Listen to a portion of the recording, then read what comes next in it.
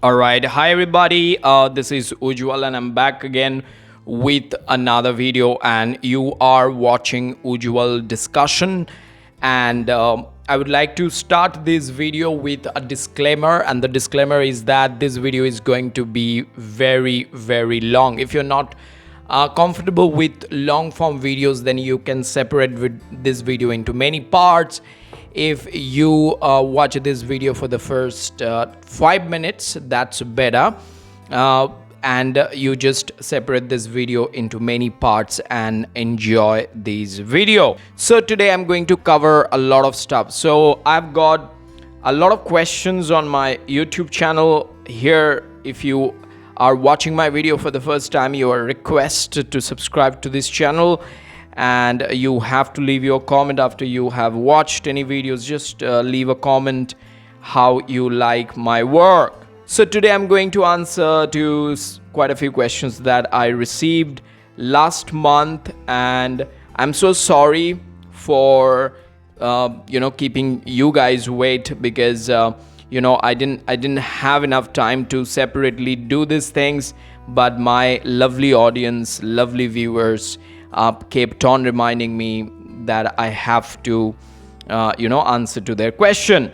So the first question that I'm going to answer to is Shalini Gupta, who is one of the viewers of this channel. She said, "Good afternoon, sir, I'm waiting for that video I have mentioned earlier, use of had been and has been in general conversation.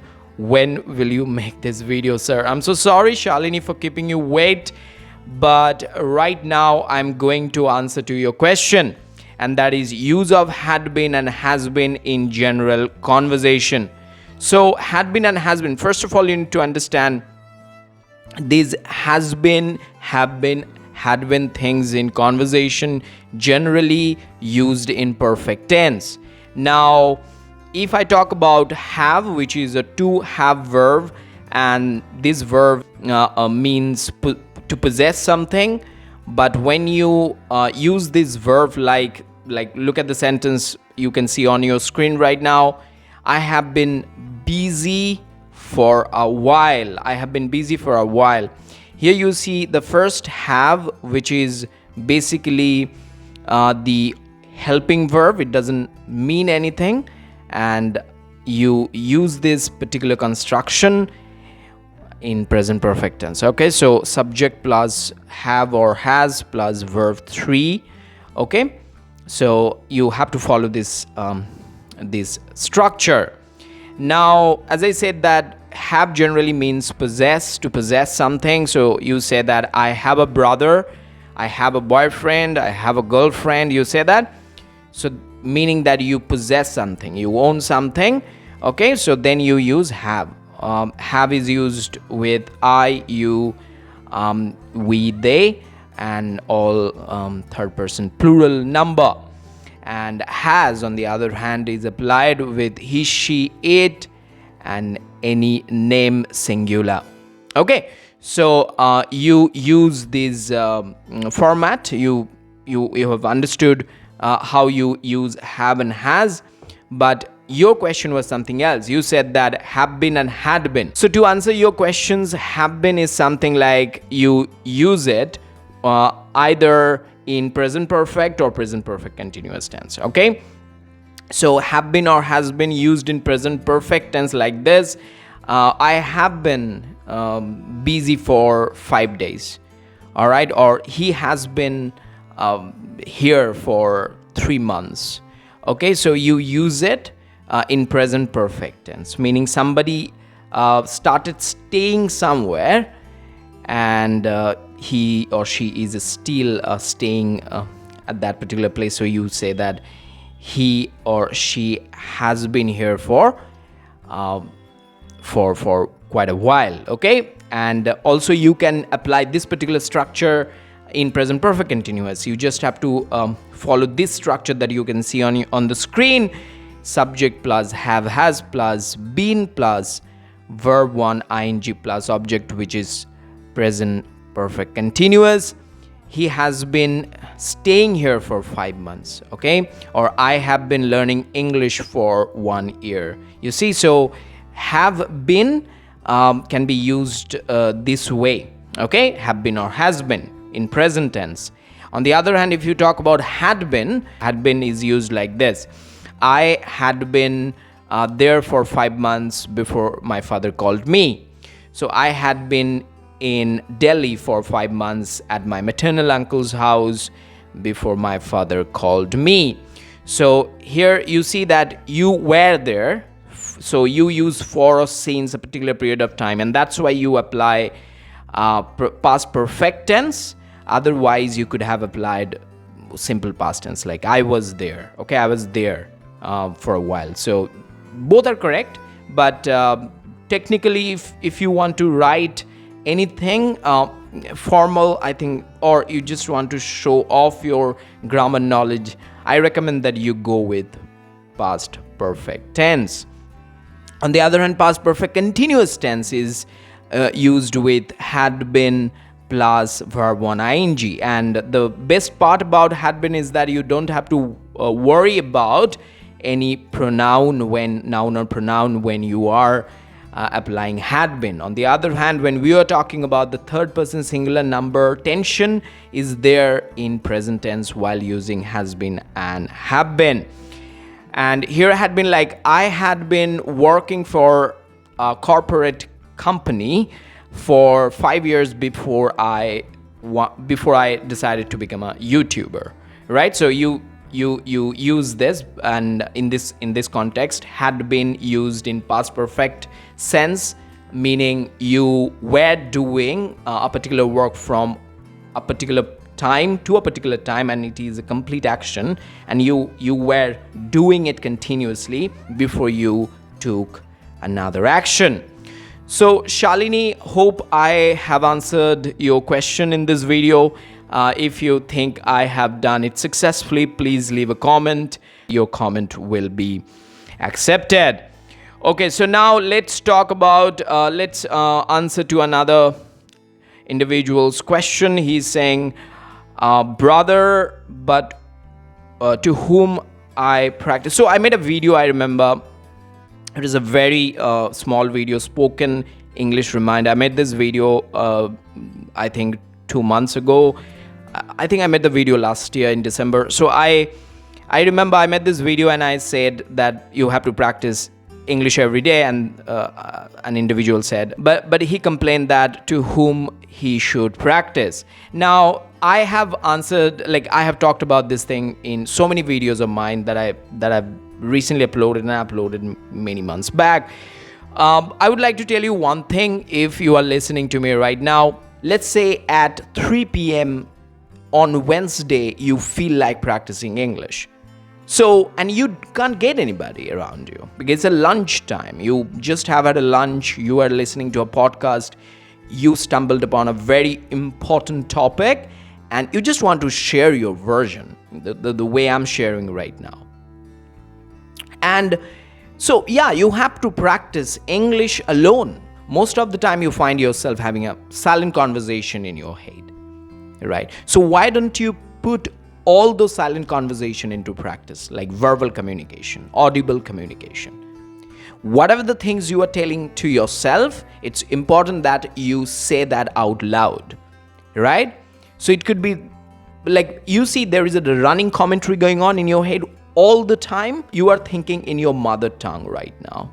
So if you want to speak better English, if you want to speak fluent English, like if you want your mind and your tongue gets good coordination, then you have to speak as much as possible.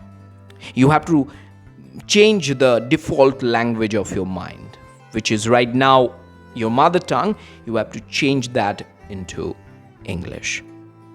I hope you have understood what I'm trying to say. Basically, I can't give you any generalized answer like, okay, you have to take a topic, you have to talk, you have to just, sit down somewhere, pick up a topic and speak English. I have done that in some of my videos. So as I said, it's like Wednesday afternoon and you feel like practicing English. So it can happen any time. Like, I do remember when I was an English learner like you, I was at a beginner stage or intermediate stage. So I remember I was in my third year of learning spoken English, and I would practice like anytime. So I remember I would wake up in the middle of the night, right? And I would sit down and I would practice. So do you see this thing? Like, you don't know when you feel like practicing. All right. So for that reason, I think it would be better if you just go out there and be self-dependent. All right. So I hope I have answered to your question. And now let me move on to another individual. His name is Vishal Zare, and he's saying, please make one separate video on your English speaking journey. So if you remember, I made a video on my English speaking journey. I think a long time ago I made a video. Let me search it where I made this video. So I made a very amateurish video. I remember it was the video I made. Okay, so let me see. Like, I made this video a long time ago. Yeah, I made this video like how I have learned to speak English. And 2 years ago, I made this video, 5 tips to learn spoken English. I shared 5 things that helped me to learn spoken English. And I'll tag this video in the description. Please check that out. And now, 2024 version of my answer to this question, that I never claim that I am an expert in spoken English, but I think I am, as I always say, that I am an experienced English learner. So I'm still learning, and there is no end of learning and end of education. So for that reason, I'm still learning. And that's the beauty. The more you learn, the more you realize things that you don't know, right? You are average at. To answer your question, I would say that I started my English learning in 2009. I just did my Madhyamik exam, first board exam, and then I was wondering what I should do, and I bumped into an institute which actually helped me to take my English to the next level. I had no idea about grammar. I was a very amateur student, and my teacher would scold me a lot, insult me a lot in front of students, and those things helped me a lot. Later on, I got a bunch of individuals. One of them is Pranab Boiragi. I met this guy at a park, and he changed my life. Like, my trajectory of life changed because of this person. I'm really indebted to this guy for whatever he has done for me. I came in contact with the first grammar book that I bought and I read. This guy introduced me to that book. This guy asked me to buy the Oxford Advanced Learners Dictionary. I have this dictionary. You can see the dictionary on your screen right now. So I bought this dictionary in 2010, I guess, and it's the 8th edition. And the condition of the dictionary is pretty old and used, right? So I am so happy that I got these people during my journey. And one thing was consistent, and that was learning. I would speak a lot. I remember when I would speak English, I'd make a lot of mistakes. Like, the number of mistakes I made while learning English, like, it's exorbitantly high. Like, it was so high that I sometimes, when I remember, I reminisce, I feel like, ooh, like I made those mistakes. Oh my God. But yes, those mistakes made me who I am right now. And I'm still learning, and I speak a lot of wrong English every day, and I know that I have to improve, right?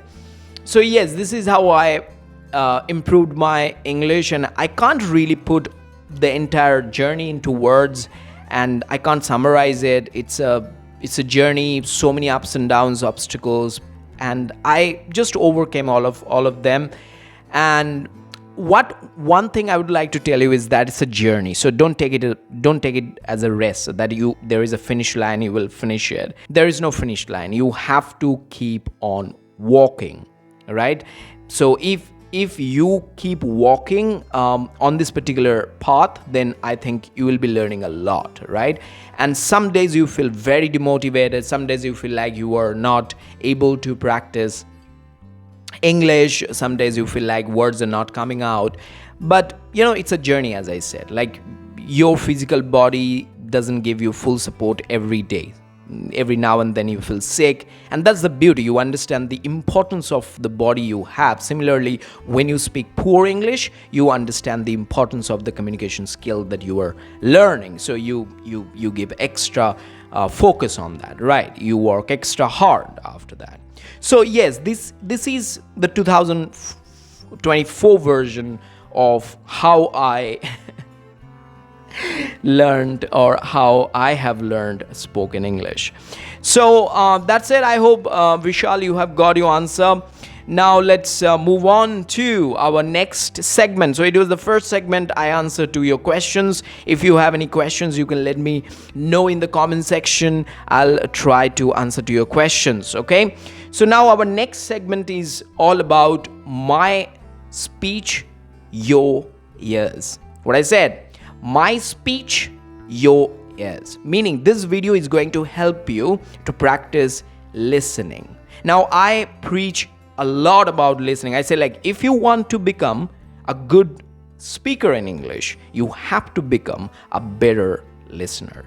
And I mean it. Every time I say this, I mean it. So, as I said, that my speech, your ears. So you have to keep your ears actively open, and you have to listen to this video until the last second. So what I'm going to do, I'm going to actually talk about a lot of stuff. So first, I would like to talk about listening. As I started, why does listening matter a lot when it comes to speak better English? You need to understand that listening plays an important role, because listening has all the antidote to your problem, like to the problem that you have right now, your fluency. Most of the learners complain about not getting enough vocabularies while speaking in English.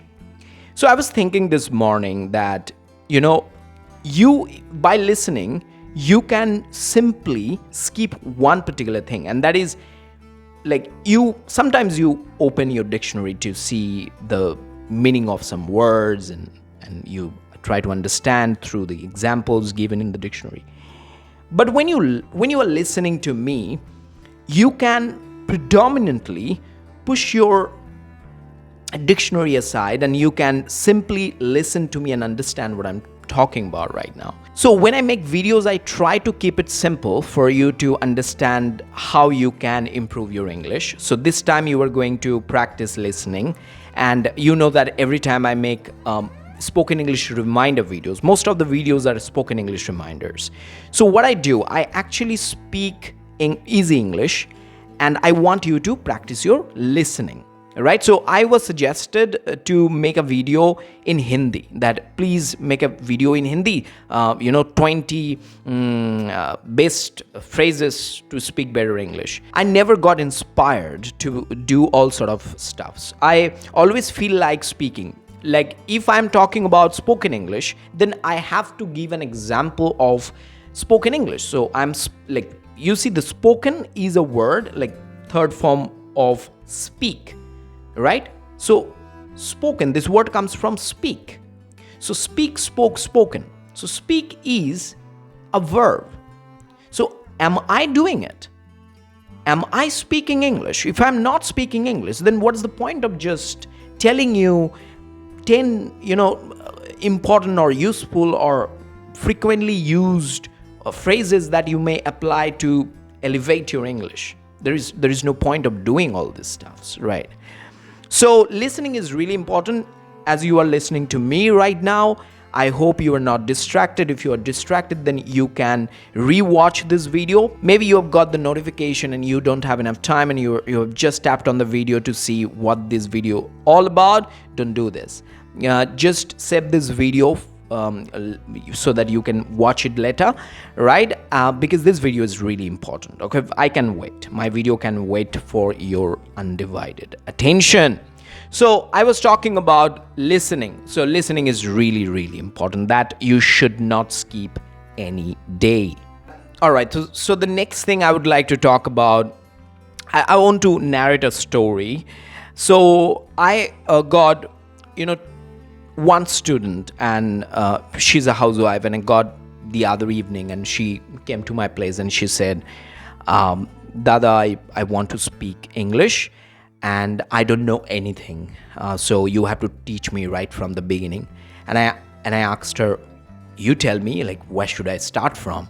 She said, just right from the beginning. I said, you sound very abstract, so I don't know what the exact beginning is.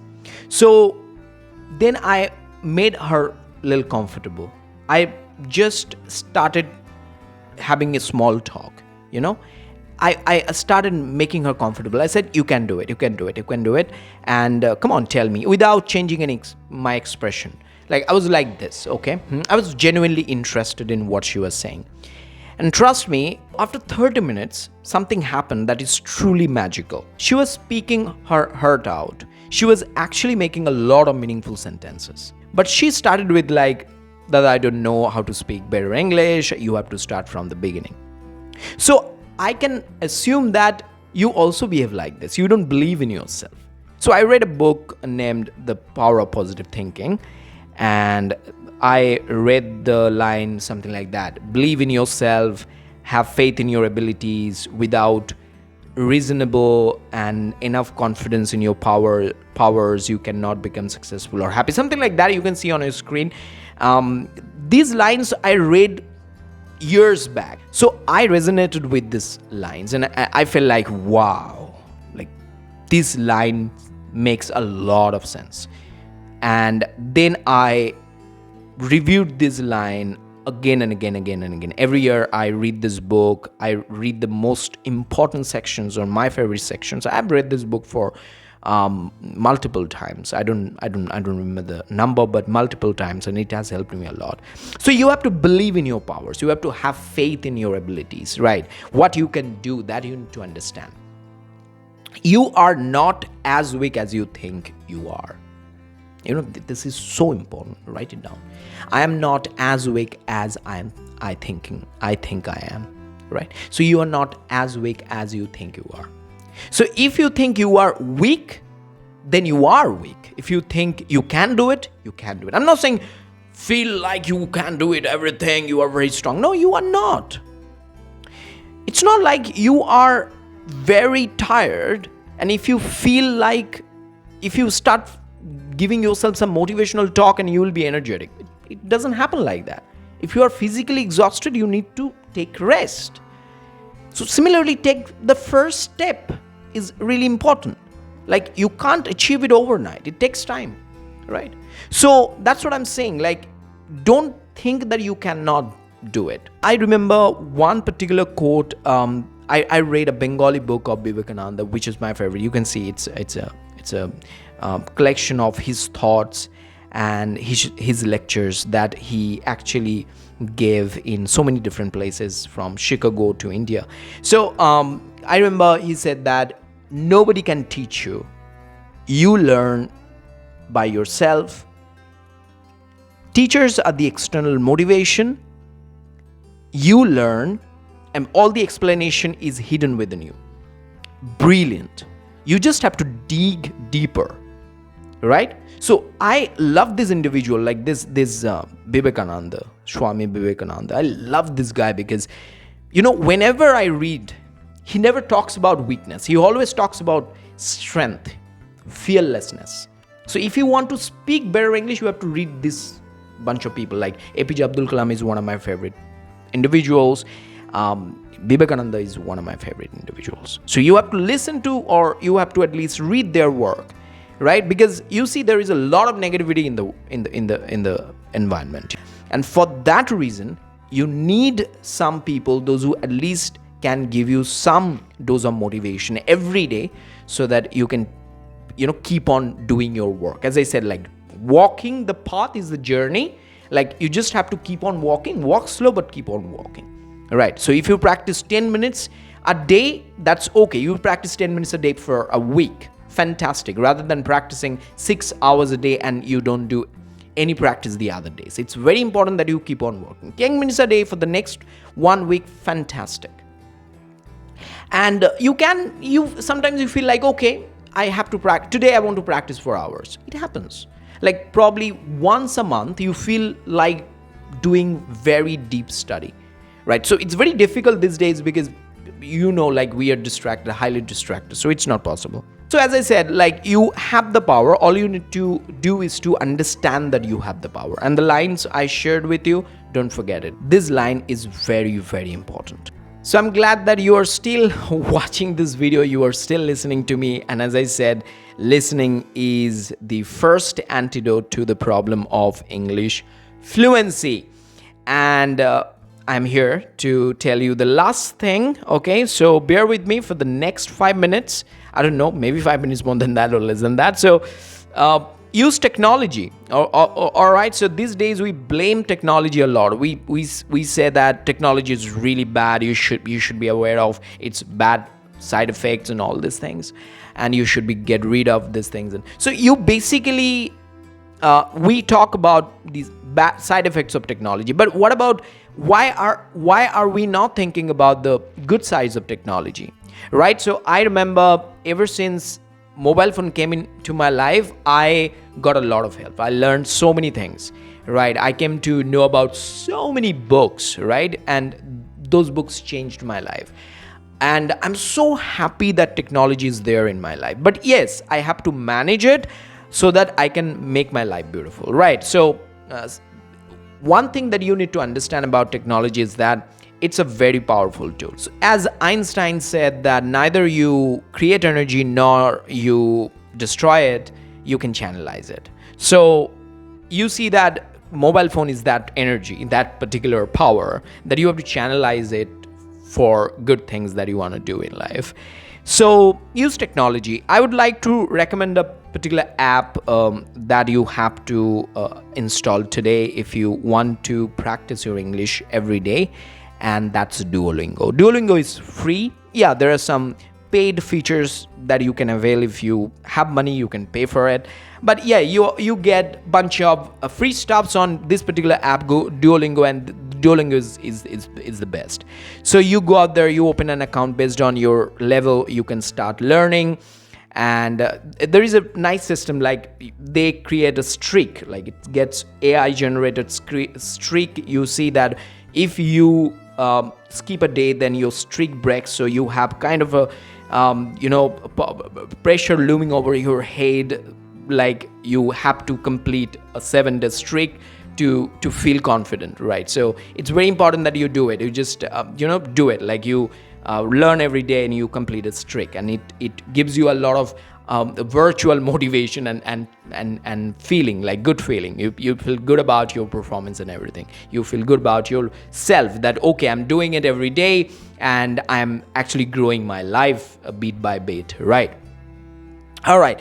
So this thing you can do, you can apply this particular app. So I won't suggest bunch of apps. This is the first app that I want you to use because I use it. I don't talk about the apps that I don't use because how can I explain it, right? So I have been using Duolingo for a while, and by the way, I'm learning Spanish on Duolingo. Yeah, so I'm happy that I'm learning a language and I have been doing it for a year, and that's why I do not have enough time. But yes, I feel that I'm very productive. Okay, so use this app, it will change your life. And lastly, I would like to remind you of a particular thing, and that is motivation. Motivation only comes when you have started the work. Remember, let me give you my example. So every time I make a video, I get some jolt of motivation for some time to do something else or to make another video. So before, when I was doing something else and I was thinking about making a video, it reminded me of the kind of motivation I had got after making my previous video, and I got really motivated. So I was just contemplating that thought that, oh, last time I made a video, the video was uploaded and I got a bunch of views, comments, and they motivated me, right? So this time I'm going to make another video. So every time I make a video, I actually practice English. So here I'm practicing English, I'm practicing so many things, and you are watching me. So I'm really indebted to you for your attention, and please subscribe to this channel. Okay, it's your channel, right? So I come here for you, I come here for my channel to grow a little higher, so that we can celebrate, both you and I can celebrate the success of this platform.